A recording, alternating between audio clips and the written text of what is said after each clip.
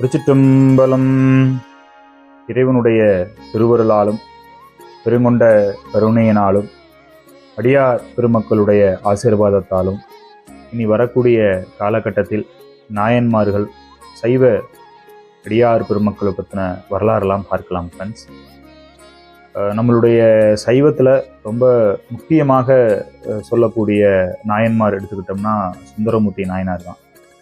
ஐயாவுடைய வரலாறுகள் ரொம்ப அற்புதமான வரலாறு. ஐயாவுடைய வரலாறுல நம்ம ரொம்ப உற்று நோக்கி பார்க்கும் பொழுது இறைவன் எவ்வளவு பெரிய கருணை புரிஞ்சிருக்கான் அப்படிங்கிறதையும் நம்மளால கண்டிப்பாக பார்க்க முடியும். ஸோ அதை வண்ணமே இந்த பெரிய புராணம் அப்படின்னு சொல்லக்கூடிய நூல் உருவாகிறதுக்கு முக்கிய காரணமாக இருந்தவர் சுந்தரமூர்த்தி நாயனார் தான். சுந்தரமூர்த்தி நாயனாருடைய ஒரு மிகப்பெரிய ஒரு பணியாக தான் இந்த திருத்தொண்டர் தொகை புராணம் நம்மளுக்காக இறைவன் திருவருளால் கிடைக்கப்பட்டுருச்சு. இந்த பெரிய புராணம் உருவாகிறதுக்கு அடிப்படையாக இருந்த இந்த திருத்தொண்டர் தொகை புராணம் உருவாகிறதுக்கு ஒரு காரணம் இறைவன் கொடுத்த ஒரு பெரிய கொடைதான் சொல்லணும். ஸோ அப்படி பார்க்கும் பொழுது இந்த வரலாறு நம்மளுடைய சுந்தரமூர்த்தி நாயனார் திருவாரூர் பெருமான தியாகராஜ பெருமான வழிபாடு செய்ய வரும் பொழுது ஏற்பட்ட நம்மளுடைய பெரிய புராணம் அப்படின்னு சொல்லக்கூடிய இன்னைக்கு அந்த நூல் அந்த அந்த அந்த இடத்துல நடந்த விஷயங்கள் தான் இன்னைக்கு அது திருத்தொண்ட தொகை புராணம் உருவாகிறதுக்கு திருவாரூர் தான் மிகப்பெரிய ஒரு காரணம். ரொம்ப முக்கியமாக தலங்கள் சொல்லக்கூடிய இடம் எதுன்னு பார்த்தீங்கன்னா நம்மளுடைய திருவாரூர் வந்து சூட்சும தலம் அப்படின்னு சொல்றாங்க. ஸோ இறைவன் வந்து அங்கே சூட்சுமமாக இருக்கார், நிலத்தலமாகவும் இருக்கிறார் அப்படின்னு கேட்கிறார். அதே வண்ணம் நம்மளுடைய திருநாவுக்கரசர் எப்போ நீ சாமி இங்கே வந்த அப்படின்னு கேட்குறார். அவ்வளவு பழமையான காலத்தில் இறைவன் இருக்கிறதா அங்கே ஒரு ஐதீகம். திருவாரூரை பற்றி ஒரு நாள் கண்டிப்பாக பேசலாம். ஸோ அவ்வளோ அற்புதமான தலம். அந்த தலத்தில் நம்மளுடைய சுந்தரமூர்த்தி நாயனார் வழிபாடு பண்ண வரும் பொழுது விரண்மிண்ட நாயனார் அடியார்களுக்கு சூழ இந்த மாதிரி சுந்தரமூர்த்தி நாயனாருக்கு இறைவன் திருவருள் கிடைச்சிருக்கு, அவரை பார்த்து வணங்கணும்னு சொல்லி அடியார்களாக சூழ வந்திருக்கார்.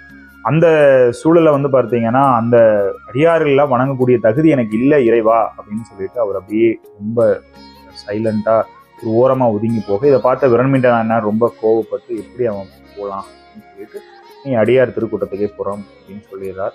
உடனே சாமி வந்து பார்த்த உடனே நந்தியம்பெருமான் டக்குன்னு எதிர்த்து நின்றுட்டார். இன்னைக்கும் போனீங்கன்னால் அந்த வரலாறு அப்படி சொல்லாமல் சொல்லும் அங்கே நடந்த நிகழ்வு.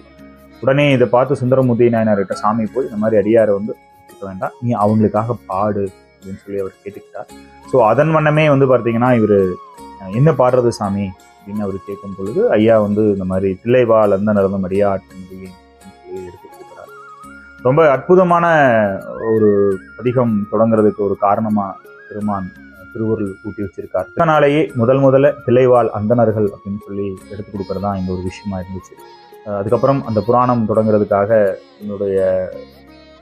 அதுக்கப்புறம் இறைவன் கொடுத்த ஞானத்தின் பேர்ல தொடர்ந்து நாயன்மார்களை பத்தின பதிகத்தை ஐயா பாடினார். அப்போ அதுக்கு முன்னாண்ட வந்து பார்த்தீங்கன்னா அவர் ஒரு பதிகம் பாடுறார். தூரத்தே திருக்கூட்டம் பலமுறையால் தொழுது வணங்கி, தூரத்துல திருக்கூட்டம் பார்த்தேன், அதை வந்து நான் பலமுறையா தொழுது வணங்கினேன், விழுகிறாரு, வணங்குறாரு, கை ஊட்டுறாரு, நெஞ்சு இருக்கிறார், எப்படியெல்லாம் வணங்கக்கூடிய முறைகள் இருக்குதோ அத்தனை வகையிலையுமே அவர் வணங்குறார். அதுக்கப்புறம் தூரத்தே திருக்கூட்டம் பலமுறையால் தொழுது வணங்கி அன்பு சேர தாழ்ந்து எழுந்து அருகு சென்று, அந்த பதிகத்துடைய விளக்கம் அதிலேயே, எழுந்து அருகு சென்று நின்றி எய்தி அழியா வீரட்டா எல்லாருக்கும் தனித்தனி வேறு அடியேன் என்று ஆர்வத்தால் திருத்தொண்டர் தொகை பதிகம் அருள் செய்தார் அப்படிங்கிறதான் அந்த பதிகம்.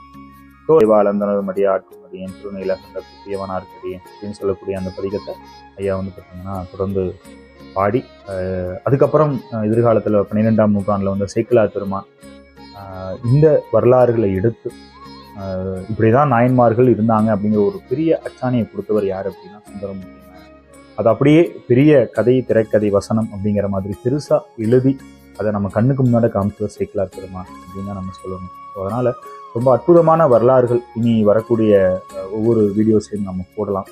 ஸோ இதெல்லாம் வந்து காலத்தால் அழியக்கூடாது.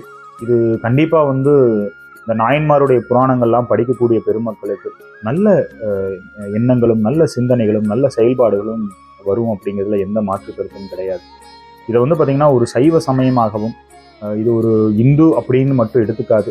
ஒரு இறைவன் மீது அன்பு கொள்றப்போ அது எந்த மாதிரி விஷயங்கள்லாம் நம்மளுக்கு கொடுக்கப்பெறுது அப்படிங்கிறதான் இந்த பெரிய புராணத்துலேருந்து நம்ம தெரிஞ்சுக்கப்பட வேண்டிய விஷயம்.